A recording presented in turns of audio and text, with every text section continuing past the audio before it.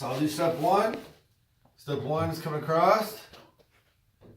Number two would be coming across this move. Okay, now, after number one, we can go to this move in less than 3. So let's say we have this corner and you can do it either side, whatever's comfortable.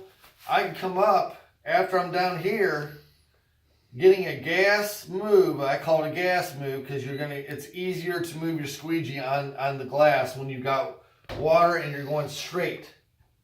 This is your easiest move. This is your hardest move because it drags. If it's dry glass, it's going to drag.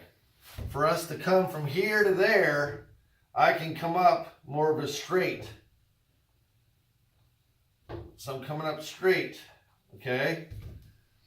That's where your gas move is. So if I come here, come down, I want this end to come down, and my gas move is up to that corner there, because we should double do that corner. I want to do that corner twice.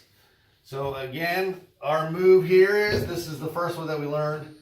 Now this is the next move. Right here, come up, come square, like I said, and come straight down. Now we come back up with this gas move up.